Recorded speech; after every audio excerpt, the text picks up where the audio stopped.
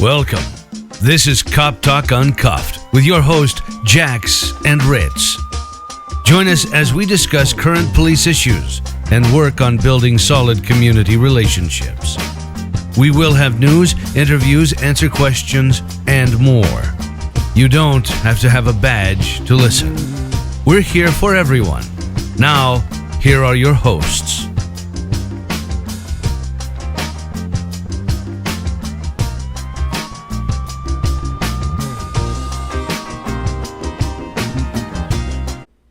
Do you guys want to move on to Colorado?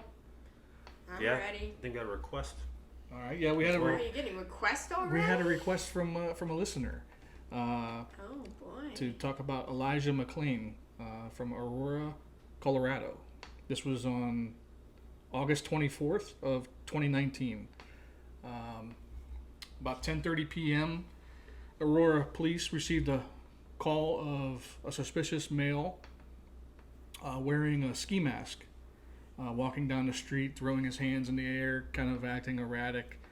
And three officers responded to check out the suspicious male. The body cam video picks up with the first officer exiting his vehicle, ordering McClain to stop several times. McClain continues to walk. The officer at that point takes hold of McClain's arms and tells him to stop tensing up several times. Usually when people tense up, it's a sign of they're going to fight, correct? Yeah. Okay. So at that point, the officer's going to be a little bit concerned. A couple of his... Yeah, it definitely has the potential to go there if they're resisting. Yeah. During this time, McClain tells the officers, "No, I'm not going to stop," and that he's an introvert. I don't care what excuse you have. It's not an excuse to resist. First of all, if we want to go back a little bit, to me, based on what the call was and how the officer pulled up, I think came in a little too heavy. Mm-hmm. We talked about that in the first version, and I would like to have that. But unless that officer saw something that we don't know about, I think maybe we came in. The officers came in a little too hot, a little too aggressive, and maybe could have definitely been much. Toned things down about. But we don't know what they saw prior to. We weren't there. We're just saying that from what we've seen. So during this little struggle of trying to get him to calm down, the officer warns McClain to stop, or they're going to have to escalate the situation. Mm-hmm. Right? Yes. So he's being warned. Listen, we want to work with you. Correct. McClain continues to tense up or pull away, and the officers ended up taking him to the ground. Now, they were either standing on pavement or rocks, I believe the video says. They didn't decide to take him to the ground on the pavement or the rocks. They moved him to a grassy area. Correct. You could tell the officers say that. And it didn't really sound like from the video that they slammed him on the ground. It was more of they escorted him to the ground to try to get control of him. At this time, an officer tells the first officer that McClain is grabbing at his gun. That could end up being a pretty serious situation if that gun comes out of the holster. Absolutely. And McClain gets a so. McClain tells the officer that he's going to take his power back. Not exactly sure what he means by that, but it sounds kind of ominous. Mm-hmm. The officer tells the dispatch that they were fighting with McClain. Several other commands to stop were given, and Mr. McClain didn't heed those commands. They finally get control and say, "Okay, slow everything down." The officers call for the fire department to come to the scene, and while they're waiting for the fire department, he's still struggles with the officers on the ground. They tell him that, if he doesn't stop, they're going to tase him. During the whole incident, McClain stated several times that he couldn't breathe. I noticed in the video that the officers actually placed Mr. McClain on his side, so that he wasn't face down. During this whole time, he was still refusing to obey orders, still moving around.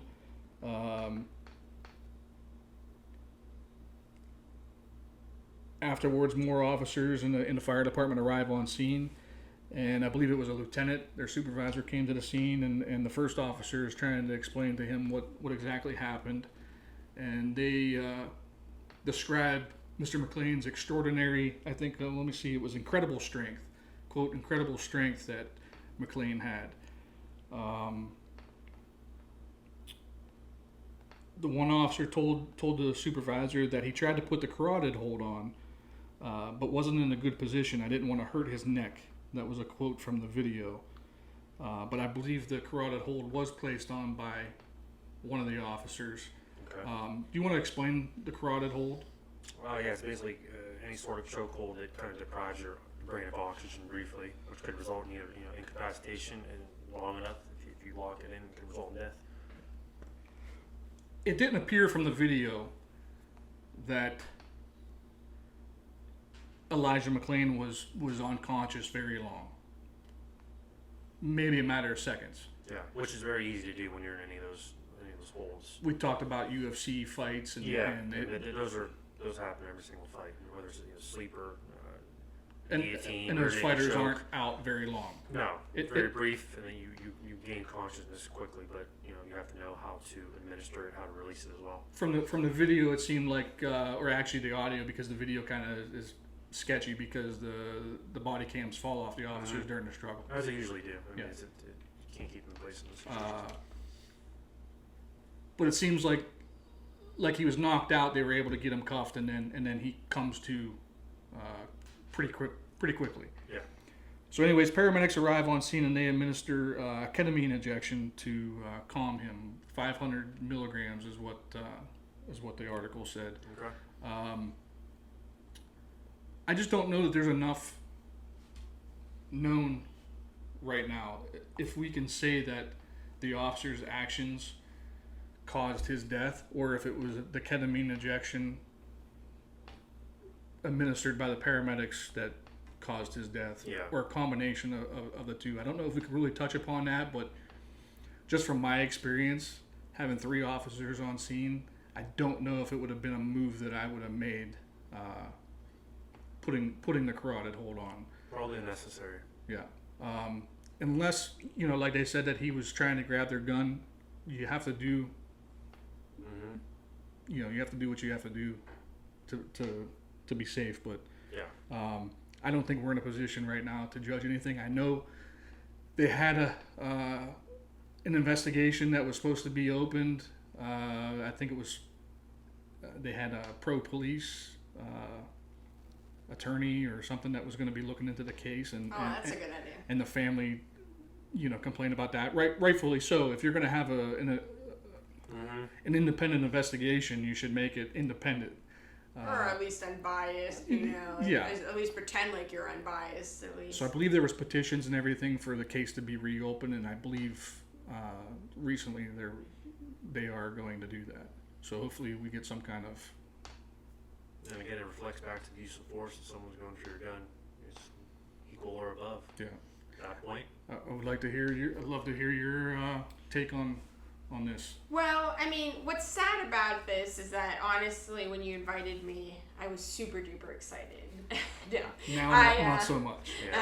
The first time. The second time was less no. When you said that a listener asked that we discuss this, I like to at least pretend to be prepared. I hadn't heard of this case, which is sad. I mean, I think that the only way you're going to get change is by influencing and keeping this current and alive. And, I didn't hear about this particular incident. So what I did was I went and I read some news articles, and I read some comments just to kind of see the general take of it. One of my favorite memes on Facebook is the Michael Jackson sitting there with popcorn, like, I'm just here for the comments. Mm-hmm. I mean, there's half the battle was just reading the comments. But then I saw that Aurora Police Department is in what they posted as a press release, and for disclosure and transparency, released after the initial investigation was done. They released a 911 call. And I don't know, I was skimming Facebook while you were talking, but I don't know if you said this, that there was a report of a suspicious male. They ended up giving the male's name and his phone number in the video that I watched, and quick Facebook or Google search, this male appears to be of either Hispanic or maybe mixed descent, saying he calls in 911, says there's a guy waving his hands, acting suspiciously. I thought the dispatcher did a very good job with saying, don't approach him, we're sending units out. Asked if he was in danger. Asked if he felt he was in danger, asking, kind of trying to get as much information. And I don't know if you guys talked about this, and this might be something to have a dispatcher on. Dispatchers are really the first line of defense, and a police going blind. It's not the police officers taking the call, so you're either you fly or die with your dispatcher. If they're a good one, they set you right up. My good friend ended up not having a good dispatcher. There's a shots fired, and they sent him to the shots fired address where the gun was coming from rather than the caller, so he's standing there knocking on the door thinking. Thankfully it was just some, people shooting cans in the backyard, but still, right. Dispatchers play a very integral role and a very important role in these kind of things. And I thought the dispatcher did a wonderful job saying, okay, what location, where are they going, keeping them calm, saying don't approach him, are you in danger, is anyone else there, kind of walk me through it, stayed calm, asked great questions, what is suspicious, what is he doing? There seemed to be some sort of training there. Maybe. Yeah. Maybe. Yeah. I don't know. Maybe they just pay him better in Aurora, Colorado. Because I've heard some of the dispatchers around here, and they're like, who, what? And then they get mad and hang up on them. So, yeah, it's pretty bad. The best is when dispatchers hang up on police officers, when you get those calls, and then the police officers call back, once you're privy to as a criminal defense attorney. But I thought it was very good.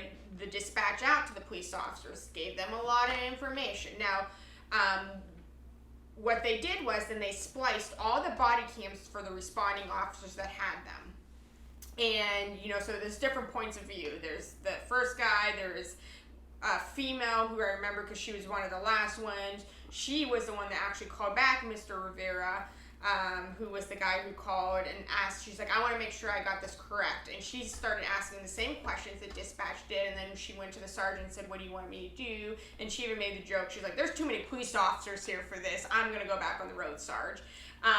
So she made a good decision to get out. Absolutely. She made the best one of the night. So, and then you watch this take place. Now, there's some controversy because there's the second video that they showed was some guy, like basically police officer. You see him sitting in the car, and you can tell the car's going fast because you know that engine rev when the police interceptors are going fast. Police have standardized cars. Most people don't know that, they see the Ford Explorers, they see these Dodge, whatever, Chargers or whatever they are. They're called the Interceptor version, and they have special engines. They go faster. They can do longer miles. So they look like normal cars, but they are special police, and you have to be a police agency to buy them. So you hear the engine. So this guy's going quite quickly. There's one or two police officers like kind of pushing Mr. McClain up against the wall, and he comes just in hot, as you said. He flings open the door. You can hear the car jerk because he throws it in a park, and soon he's running. There's two police officers. No one's screaming gun. No one's screaming. There's no crowd, and his like body camera falls off. So then you just hear the audio from it. There was some And once again, I looked at it. The video was 3 hours. I watched it, and we appreciate your research for the program. It's very extensive. Yeah, was it more extensive than you guys? Well, you are the attorney. I am. Well, I play one on a podcast. Apparently. Okay, that's fine. I'll take that. So you see that, and then there's different angles, and you can hear. So I'm not sure if he's coming in hot because I don't hear any radio transmission before that saying like we need help. I mean, I think the whole purpose of police officers is try to de-escalate the situation, kind of keep everyone calm, everyone go home at the end of the day, or maybe go to jail but eventually come out. That guy was not doing it. That guy was there for the party. And didn't want to be the last one there, right? He brought the jungle juice. Yeah, I mean, He was just ready to party through the door. So I don't even know if that contributed to the escalation. We have a guy who, once again, I don't have a healthcare background because I don't do gross things. I don't have a mental health background. I'm very familiar with it because I do defense of people who get pink slips. So in the state of Ohio, if you're taking involuntary to a mental institution, you basically get court appointed and counsel because basically you're in jail, you're just getting mental health treatment at it. So I'm very familiar with the requirements in Ohio. By just hearing this man's voice and seeing his reactions, I'm going to say mental health played it. He says weird things like, I'm an introvert, I'm taking my back. You said it's ominous. I think it's a sign of maybe some kind of autism, some kind of, I'm trying to tell you, he keeps saying, I'm just different. I think he's trying in his mind, or may already have a social communication gap, trying to tell his police officers. Yeah, I certainly agree with that. That makes sense. And like kneeling or carotid chokes and, doing that kind of stuff is a little bit, I think, unwarranted. And by a little bit, I'm being very facetious and saying I think that the use of force was greatly disproportionate. They did not find a gun or anything on there. They're saying he's waving his hands. It's not illegal to walk down the street. It's not illegal to be weird. It's not illegal to be crazy unless you're hurting yourself or others. I don't know, once again, because I was on Facebook, but I don't know if you mentioned that he had the mask on. Did you talk about the mask? We did not do it in detail like we did in 1.0. I did say he had the mask on, but we didn't go into detail about that. But yeah, by all means. Well, he did have a mask on. So we have a black guy having a mask on, we have the racism, we have the This is before everyone had a cool mask on. Correct. 2019. And we're talking about August in Colorado. It's a dry heat. It's hot. So it's not that he's protecting his face from the elements or the cold. Apparently he was anemic and got cold. That's why he allegedly had the mask on. He, and we're talking pre-COVID, so not everyone has masks on. So that could be a little bit unusual or suspicious. But you get these calls, and I know we talked at length, and I don't know if you guys are going to go into it, go down this avenue, but you guys get suspicious calls. I'm sure probably most of your calls are suspicious. Constantly. Someone's suspicious. Someone's dog's taking a crap in my front yard, suspicious. Someone, is walking down the street that I don't know. You get the grandmas, you get the stay-at-home people who just sit there and watch out their window. A lot of this suspicious activity, but it's not illegal to be suspicious. No, not correct. at all. And we try to tell our dispatchers. There's a fine line that has to be. I'm sorry. Go ahead, Rich. Just goes back to dispatching as well. That's got to be nipped in the bud sometimes. I think she did an awesome job gathering the information. Yes. I know sometimes the information can be gathered, but it's not relayed properly. Correct. But sometimes, and when as dispatchers, they're usually offering more boards or working more than one board. What's that mean is that you don't just have one police officer. You may have 3 departments depending on the size, and you're screening calls, and people are hysterical. No one calls 911 on a good day, unless you're my 3-year-old. But you when you're calling dispatch and you're getting involved with police, you're not having a good day. Like, your interactions with police are generally not, sometimes they bring you candy on Halloween, but most of the time you're having an emergency and you need a first responder. Yep. So, I mean, if a dispatcher can calm someone down and get the information and ask the right questions, then that really just aids and helps and prevents situations like this.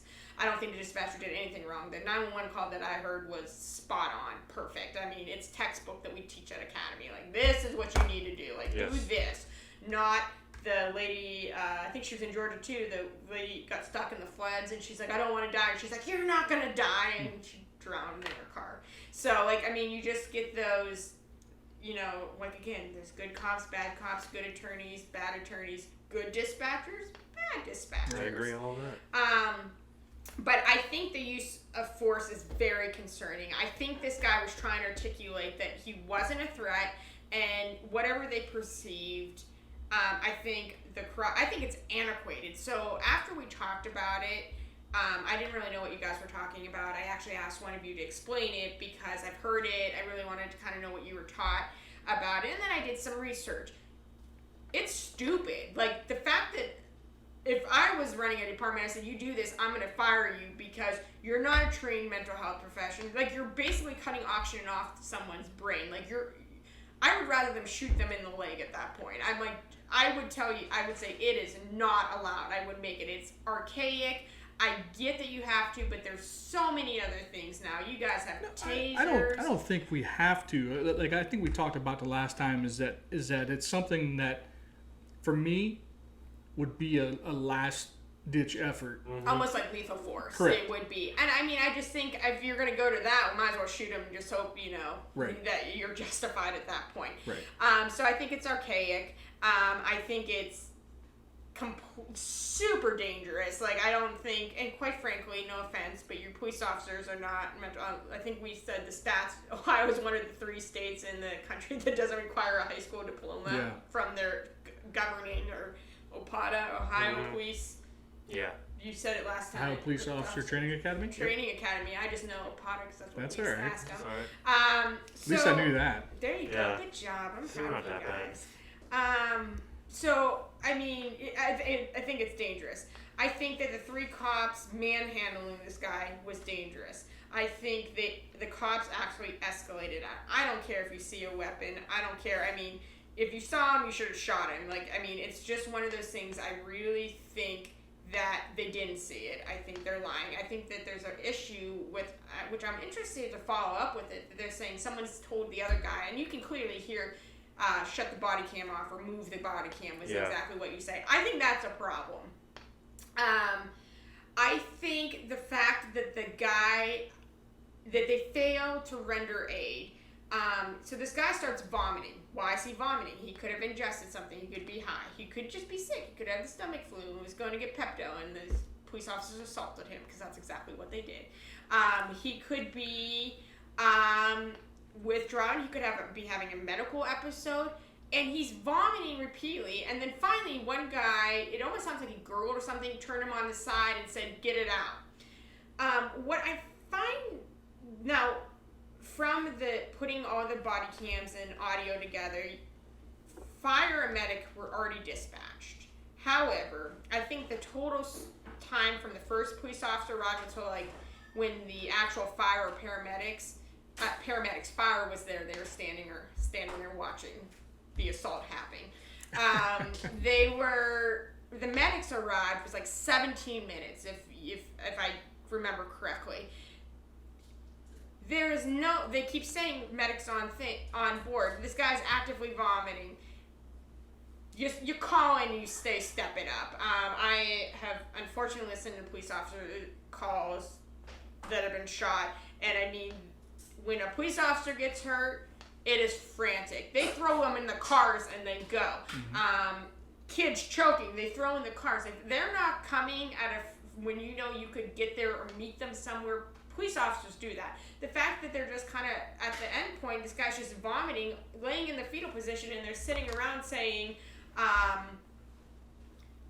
fire's on its way. Like, step it up, fire, you know, mouth showing distress. Not once do they call out that he's in distress, you know, and I'm not saying that they were lollygagging or not. I don't know. I mean, Aurora's big, but it's not that big. Get there faster. We need help. We need meds. They just kind of let the guy sit there. They give him ketamine. That's not really used around here. We use Ativan. It is a sedative. It can be used for seizures. I mean, if you Google it, or They do give people who are anxious or anxiety sedatives to kind of help calm him. Maybe that's why they gave him, because he's vomiting and they're thinking it's a panic attack or something like that. He ends up having cardiac arrest, I think 3 times. 7 days later, dies. I think this is gross misconduct from the police. I think that they're going to argue that there's a weapon. The fact that they don't find weapon, the fact that you have someone who is saying mentally ill, the fact that the initial call came was for suspicious is a problem. He didn't rob a bank and then this happened. He didn't hijack. He didn't rape someone. He's not wanted for murder. He literally was walking around being a little bit goofy or suspicious, whatever. To have this is a problem. Mm-hmm. We talked about it the last time, is that when he died almost 7 days after. He's declared brain dead and he passes away, and they do an autopsy and it's listed undetermined. And undetermined means is that, so there's different ways that a coroner, or actually the coroner signs it, but the forensic pathologist, so what they do when they do an autopsy, there's the standard ones. There's natural causes. That means that your death was caused by something that was either known, so it could be like a heart attack or like cancer, something that was a diagnosis that was previous and could be foreseen. So natural causes. Then you have homicide. People say that homicide, they get confused that homicide is not murder. Homicide means is that another person caused the death. So it could be homicide or not murder, because like we said for Mr. Brooks, someone else killed him, but it could be justifiable. So then you get homicide, that means another human caused the death. Then you get undetermined, meaning we don't know, we don't have the facts.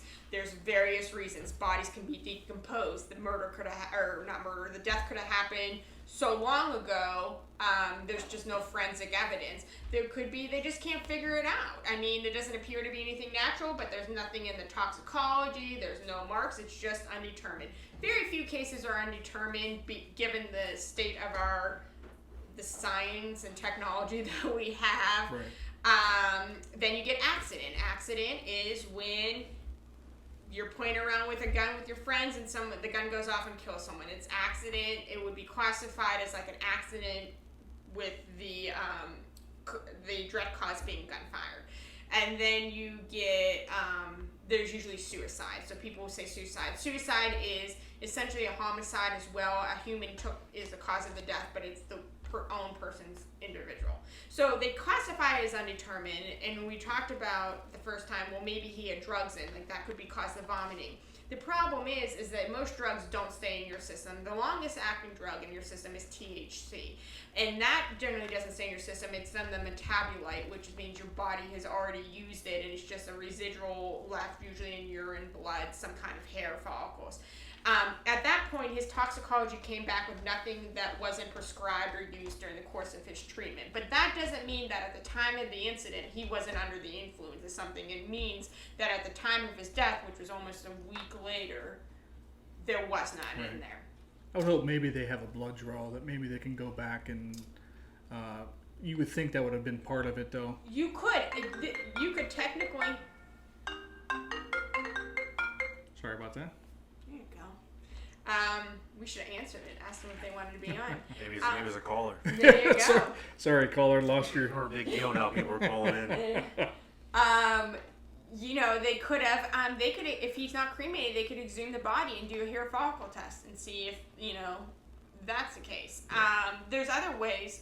I'm sure there was course of treatment. I'm sure most coroners and forensic pathologists take slides, meaning they take residual tissue from different organs, different areas.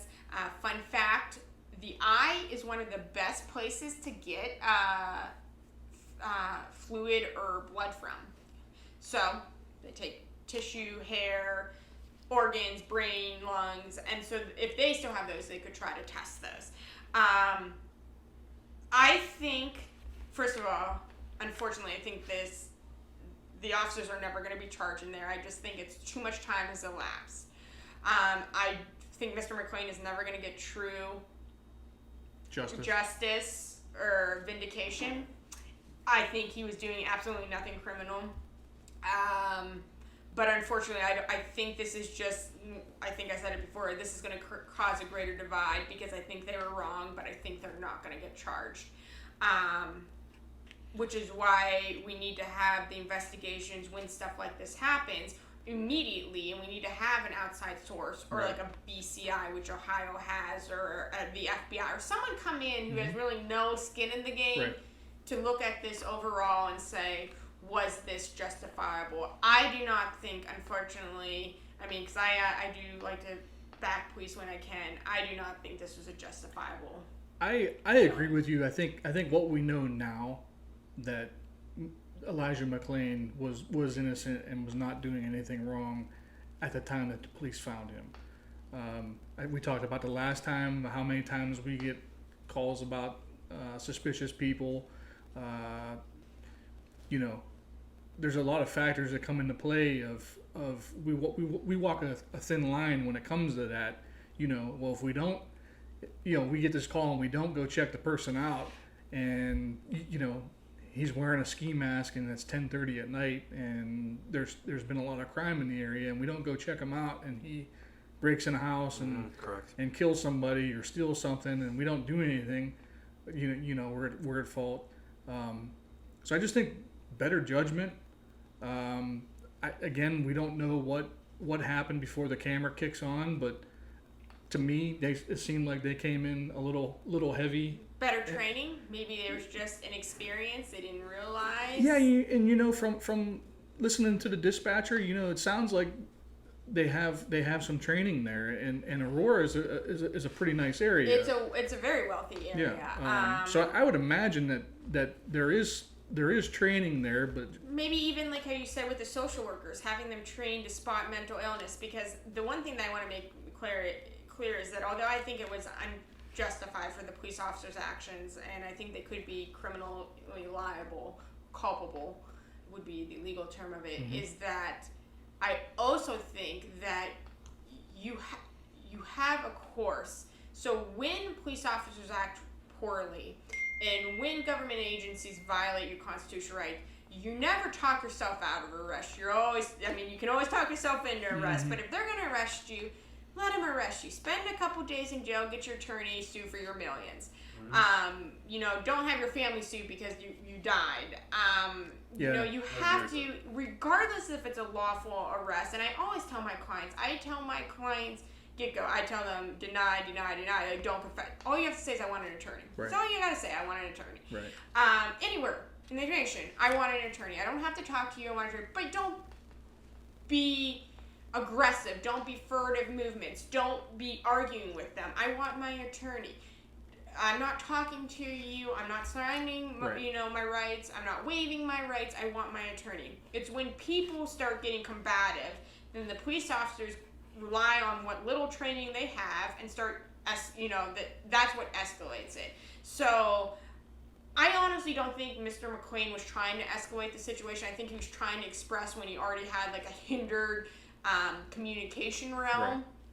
But I mean, I see good people fighting, trying to state their case. I mean, he's not, police officers, they're not the judge, jury, and executioner. Sometimes they are, which is the problem. But save it. Tell your story to your attorney. Tell your story to the judge. Trust me, if you're innocent, then you're gonna go to court. It's one of those things where you're just, everyone has their day. Don't make it, your death day as well. And I tell my clients all of that. Like, I want my attorney. I'm not going to talk. I'm not going to answer questions. And I think that's kind of one of those things. If everyone is, once again, going back to the respect, whether it's a lawful or wrongful arrest, then there is exceptions to qualified immunity. There are all rights that you can take civilly, but would you rather spend a day in jail or die? Like, I mean, that's one of the things, and unfortunately, that's the kind of climate we are, because the police officers want to go home just as bad as you do. And most police officers, and I've talked to them, and I don't want to say unfortunately, they'd rather shoot someone and go home and have to deal with the consequences than be shot and have their family have to bury them. So everyone wants the same goal. Everyone wants to go home. I'm glad you touched upon that, because I was going to ask you about that. And you see a lot of these videos on YouTube or wherever where the people are arguing with the cop, and I know my rights, and they're not really. Well, they're wrong for most of the part. I mean, if you're going to say you knew your rights, you better make sure you understand them. Right. What I can say is that, once again, when you're dealing with good cops, and you see the good cops, that they don't put the good cops, because that doesn't make good video. Right. They don't see the ones where they're like, okay, have a good day, fix your registration. Right. I'm going to mark it in here as a warning. If you get pulled over again, you're probably going to get a ticket.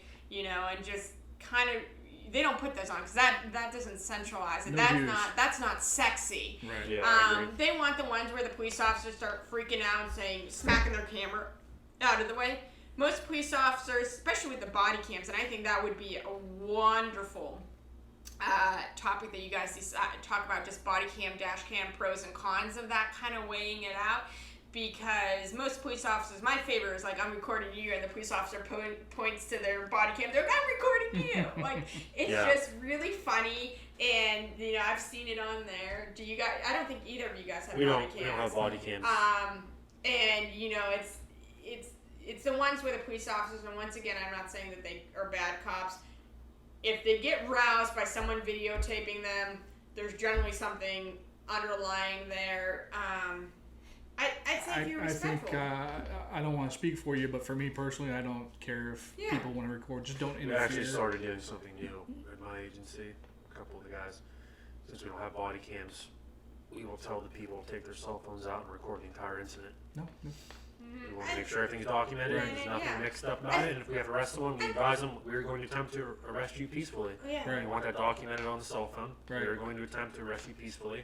There's no dispute about it. And I think you said it perfect, as long as you're not interfering. So, if it's a traffic stop and they're staying in their car and they're videotaping or asking questions or whatever they're doing, and the police officer's just like, yeah. I mean, it's when you're shooting something, you're trying to get a video, and the cop's the only person trying to arrest them, and they're getting up in their face, then you become a problem. Correct. Don't obstruct business. You have a right to videotape it. Generally, I don't know why you do. It's creating evidence. I tell my clients, I was like, so when they subpoena That's why he's telling people to do it. When they subpoena your phone, and your last talk phone, and you have your minutes left, and your card's gone. What are you doing? I mean, I don't like to create more evidence or discovery for the issue. And I've never seen, and personally, I've never seen a video of an incident taken by either the defendant or someone around there that helped the case. And in Ohio, it's reciprocal discovery if it comes in, or if you know that once you see it as an attorney, I have it as an officer of court, I can't portray anything that I know to be untruthful or illicit evidence or things. So if my client shows me a video and I'm like, well, that's not good, but then he gets up on the stand and starts testifying to something, I have attorney-client confidence, so I can't say anything, but I have to stop the questioning. I have to either sit down and let him make a statement or just stop the questioning, because if I know it to be untruthful, because I've seen a video of the exact opposite. I like when police and dash cams, because I think it's just there. It's the best evidence rule. Right. It's what happened. And then when the police say something that doesn't match up, you're like, what happened? When your client says that didn't happen, you're like, but right here, Right. boo, here it is. You have that, but I've never seen actually video taking from that has helped. It's actually hurt the case, and my clients get mad, and I said, you're saying something that's not true. Well, you can't tell them I can't tell them, but I can't elicit your testimony that I know is to be untruthful. I will say negative about body cams. Go ahead. One of the things I don't like is I like to give breaks to people. Sometimes when you're recording on body cam, someone's filming that there are certain things, for example, on a suspension, there's FRA attached to it, which you have to tow. I don't tow. I give people breaks, but if that's now recorded, then I'm giving someone a break, helping them out a little bit. I'm in trouble. It's Someone not finds public out. record. Yeah. Correct, but my supervisor's going to want to know, why I didn't tow that car. and they're they have footage, and they're gonna. Good point. So that's part of it too as well. You want to give breaks. But. Well, and I mean that's no good deed goes unpunished. You have these people saying we want all cops to have cameras and dash cams. It's like kind of what the minor misdemeanor weed thing. Like I can't destroy evidence because that's illegal, but if you pound it out right now, you take your little joint and smash it on the ground and drive Things away. Like that, exactly. I'm not going to issue a citation. Good day, Godspeed, kind of thing. But you can't do that. Like, I mean, everyone's getting written up. There's no courtesies. There's no community policing. It is. It is. So it's a double-edged sword. I personally like it as like when you have OVIs or stuff like that because you have it. And I personally like the dash cameras. Because especially if it's taken in place, a lot of departments that I like, it has audio, but dash cam. So if the police, you can still hear what's happening, and kind of get, he said, she said out of the way, you may not see it. Body cameras generally have to be turned on, and wouldn't you know? Sometimes police officers forget to turn it on. It's the weirdest thing. Like, I mean, it's shocking. I believe you can get in trouble for that. I mean, you can get in trouble for a lot of things that police don't get in trouble for. I but it's the same ones. It's just like it slips their mind that they have to have your. So if you have body cams on, I think I don't like the fact that there's a pause from the time that you turn it on until the time it actually starts recording and you hear audio. It seems like there's always a pause in between. Well, because it's not running. I mean, it's digital. Or do you keep it on the whole time, and then when the officer goes and takes a leak, I mean, like, the sergeant's sitting there going, well, that's nice. Like, I mean, like, is it, you either offer it or turn it in. That's why I kind of like, OSP has those. So they have the audio, but, they have the dash cameras and the cameras in the back of the car when your client's eating their pot. Their heroin. Yeah. The last thing is obviously extremely expensive. That seems to be the issue with a lot of them. Oh, well, yeah, it is. Well, listen, I appreciate your insight, your knowledge, your time, coming back and doing this all again. Round two. Do you have anything else? We're running out of time here. Rest in peace to Chop. Chop? Yeah, we're gonna talk about Chop probably in a future episode. But we're sad that it's gone. Chop or Chaz, whatever they're going by, whatever they went Seattle, by. They had their own Capitol country. Hill. Yeah, Capitol Hill Autonomous Zone. You can't deviate from the outline. I don't know what's going on if you deviate from the outline. No, that's fine. But no, it was. We'll talk about that later. They had their own little country up there for a few weeks. Didn't go so well. Good for them. Yeah. Well, I appreciate coming. I'd be happy to come back We would love to have you come back and talk about some more stuff. We hope you had fun. Appreciate you. I am. I will. I'll be listening to you guys. So you guys stay safe out there. Thank you. You too. All right. We'll talk to you later, folks. Thanks for riding with Cop Talk Uncuffed. If you like the show, please follow us on Facebook and Twitter. Also subscribe and like our videos on YouTube. Let's partner up again next time. For now, we're out of service.